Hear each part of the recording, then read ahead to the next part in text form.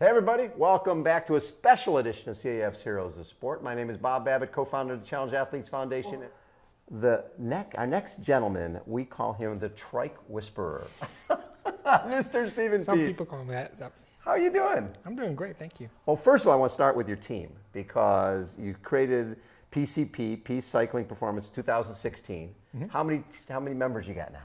It's varied between 6 and 10, but right now we're at 6. Okay, but these guys have accomplished a lot. Yeah, their accolades are awesome. Okay, go through the accolades. There's 7 national champions, 2 world champions, Yeah, 2 world Paralympic medalists, right. and I think 10 or 12 MDC participants. That's pretty amazing. Absolutely. Yeah. Now, before having your stroke, were you a cyclist? I've bicycled for recreation. Okay. Talk a little bit about, in 2006, you're a Navy officer, had been deployed to Iraq and Afghanistan 3 times in 5 years, but you were cycling, like. I was. I even took the bicycle on the ship when we Right. went to the Gulf and stuff like that. Worked out. It was good. I didn't have a lot of time because of the job. Right. So I just rode it for the fun and Yeah. stuff like that. So October 16, 2006. It was 1 week before your 4th deployment. What happened? It was before the deployment, and we were getting all the ship all checked out and Right. everything. And I went home, cooked dinner, watched TV, got up to go to bed at like 10 or 11 o'clock. Yeah. Started towards my bedroom, and bam, the stroke hit me. And I lived alone. Right. And when you have a stroke, it manifests in different ways. Sure. I fell to the floor. I couldn't walk. I couldn't do work with my right side. And all I could say was, I'll be okay in the morning. So you were basically laying on the floor. Yeah, and I couldn't make any sound with my mouth or anything like that. But for some reason, my mind was messed up. Yeah. And I was under an impression of, I'll be okay in the morning. And You'll just get up in the morning and Yeah. everything will be fine. This is something I must have just, something weird happened. And that, like I said, that was 10 or 11 o'clock. So when 6 o'clock rolled around, Yeah. or 6 or 7 o'clock, they asked where I was on the ship. Right. Because I was always there. And so they waited and didn't show up and called my house. Nobody answered because I couldn't get to the phone. Oh, wow. And thank goodness the guy, my partner on the ship, came to my house at lunchtime. And he got there, the door was locked, so he had to call the fire department to bust the door down. He did, and they found me. 14 hours? Yep. Wow. And you go from being in the military to really the unknown. You don't know what your life's going to be. And for that first week, I don't really remember anything. Yeah. And then I started to get my memory back and stuff like that. And I didn't speak probably for 6 months. And I couldn't use anything part of my right side. Yeah. I still can't use tremendously, Right. but I'd say that was another 8 months. What was the lowest point for you? Actually, there wasn't a lowest point. Because my mom and the military, Yeah. I was always taking the next step. And I never looked back. No rear view mirror. Never looked. And I just worked on anything better. I worked with doctors and physical therapists and everybody. Yeah. And here I am now. And what you've accomplished is amazing. Right. Thank you. And I think the success of your team is a testament to who you are. I can tell how proud you are I am. of that achievement, just seeing other guys. How important has what you went through been in helping those guys, right? Because I'm sure a lot of them are coming into this from a very similar situation.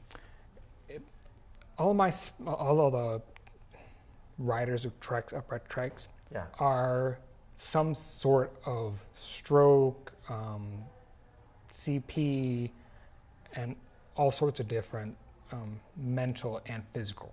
Right. And unfortunately, they're all different. Yeah.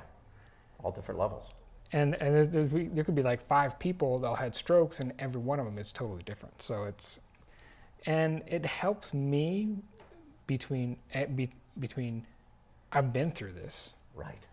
And they know you've been through it, Yeah. which is helpful. And also the military helps me. Sure. I just don't yell at them. But it's changed my life for better. For the better. Totally for the better. And a lot of people ask the question, well, what if you had a magical power and you could go back and erase the stroke? Right. I don't think I would. Really? For one thing, my wife. She's pretty special. And she was a physical therapist in the office. You wouldn't have met her. Never would have met her. And there's all sorts of things that I am much happier now than I ever was then. You feel like you have more of a purpose now? Absolutely. I mean, I had purpose for the Navy and everything. Sure. But it wasn't me. Right. And now, certain things don't happen if I don't do them in this, the way it is right now. The world counts on you. Yes. And you're those athletes. So it's one thing to rehab a little bit and get your speech back and be able to walk a little bit. There's another thing, becoming a Paralympic cyclist. That's a hell of a journey for anybody. But from coming where you were, 14 hours, not being able to move, to Paralympic cyclist, take me through that journey a little bit to where you knew I could be really good at this. If you had asked me if I do all that I've done, and bike and everything, I'd be like, sure, because I didn't think it was possible at first. Right. And then the Veterans Association and so all that got me a bike, a recumbent. Right. And it was fun, but it sparked something in me. And I was like, that's kind of fun. Yeah. And I liked going fast. So then I got another recumbent, a bigger wheels and everything. And I can really do this. I can be happy like this. Yeah. And I'd heard that the Paralympics had cycling. Yeah. But I've never really checked into it. I kind of opened an ear. And they talked about the trike, or the upright trike. And I said, well, let's see what I've got. Let's see what they do to make me ride one. And it took forever to get a trike. Because the trike is fairly new, right? Because I remember back in the day, when someone had a balance issue, they had to go recumbent. There really wasn't that trike option. And there was back in 2006 or 7, there were 3 trikes in the United States. 3 different brands. No. 3 there total? were 3 total. Oh my God. And 2 of those were guys named Aaron and a guy named Matt. Oh yeah. And then me. So there's 3. 3 total. Oh my God. So when I went to my first nationals, which was like maybe 6 months after I got a trike and won nationals, I was like elated. I could not believe it. Of course. And I got invited to Worlds. I'm like, okay. But then for the classification, they reclassified me from T1 to T2, which, if you know anything about those, it's a person who is not as disabled. So now you're competing with people who have less of a challenge than you have. Yes. And that's always the hard part with the para sports, because there's not necessarily enough of each category, so there's a little overlap. So I went to Worlds, and I finished dead last. And right there, I had maybe a glimpse in my mind, like, maybe I should sit out and not worry about this. And then that's just a second. Yeah. And then I was like, it's not going to work. It's not going to happen. Yeah. And I worked that summer and in the autumn into the next year. And I worked really hard. I rode a lot, everything. Yeah. And they had our first World Cup. Yeah. And they took me, which went to Sydney, Australia. And I got third place in both of those. In both categories? Yes. Ah, see. And I was like... They sort of pushed you. Yes. They don't know they pushed me. No, but no.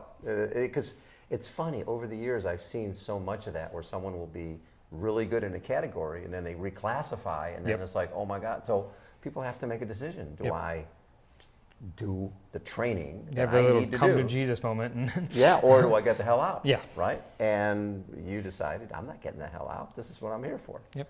So I look at 3 times Oceanside 70.3, 8 times doing our $1 Million Challenge bike ride, 2012 Paralympics, 5th and 7th. London Paralympics. Yep. I don't think there's been a better Paralympics. Just in It terms was of, unbelievable. wasn't it special? It's like when you walk into the stadium for the opening ceremonies, it's like da-da-da-da. 85,000 crazy people. They were all there cheering you on. Right. And it's like, after I wiped the tears away, because I was like, I couldn't speak. I couldn't breathe because it was so awesome. I felt the same way. I was in the stands, and obviously we've been doing CAF for a lot of years. And to see 85,000 people in the stands cheering on people in wheelchairs and missing body parts was almost an affirmation that we knew what the hell we were doing way back when, because so many of those athletes yourself were part of CAF and had gotten their start doing it. Talk a little bit about CAF, Operation Rebound, and how that has impacted you. It's made my life so much easier.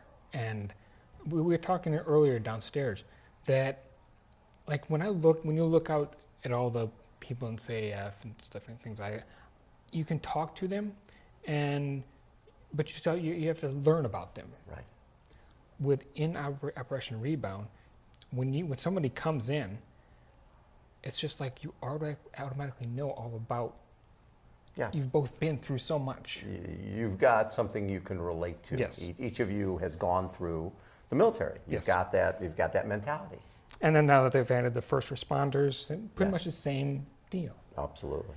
And it's all the help that we have had from Nico. Right.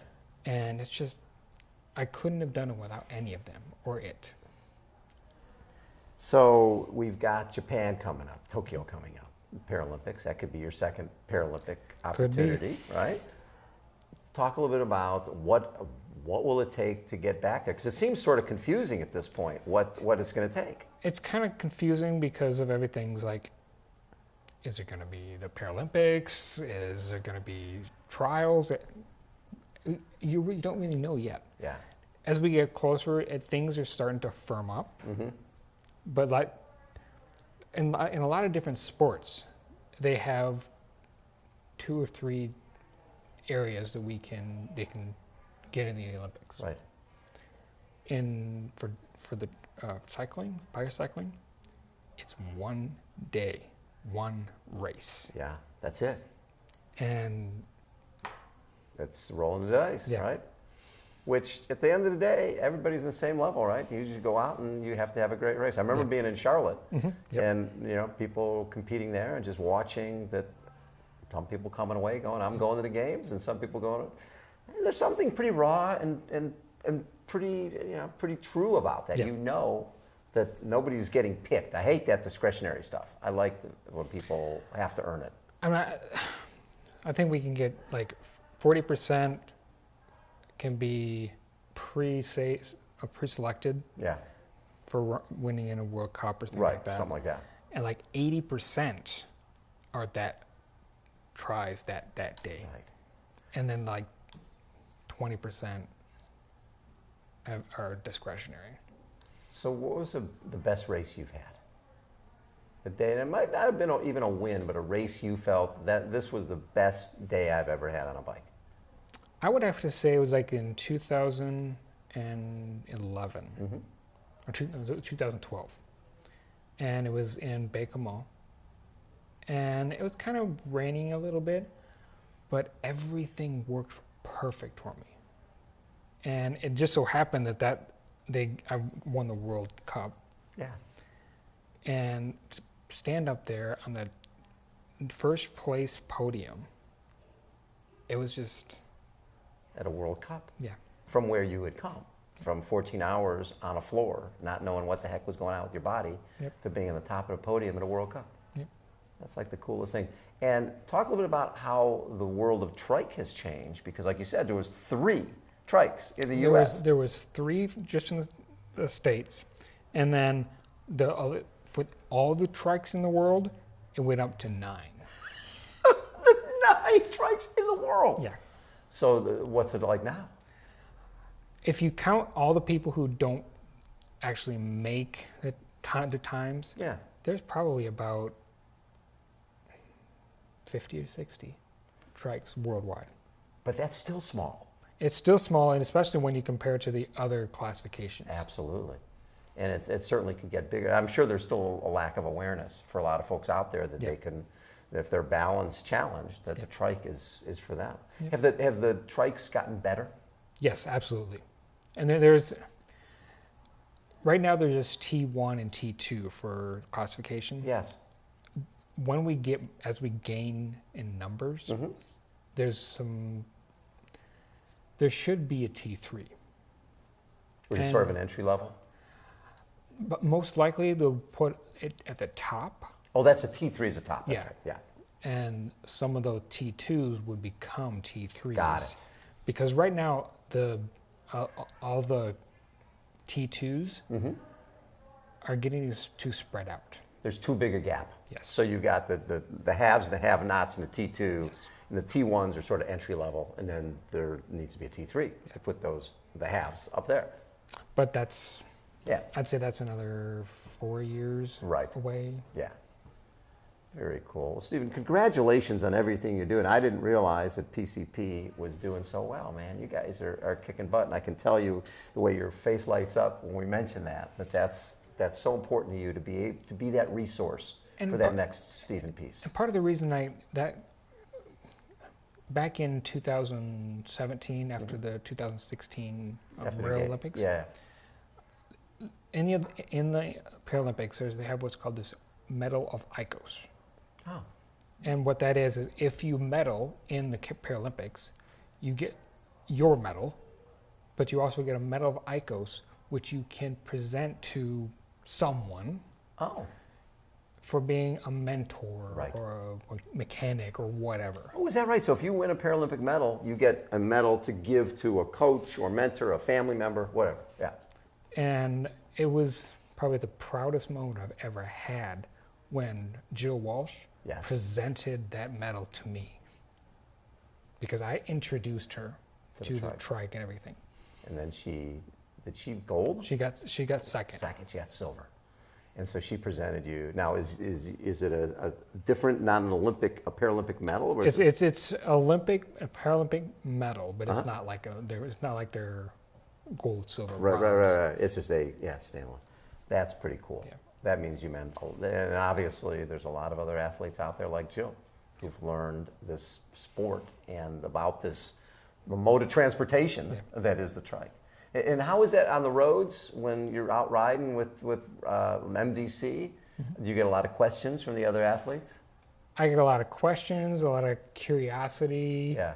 and people are just like, "Well, you just keep it up." I'm like, "Okay." And then you drop them. Yeah.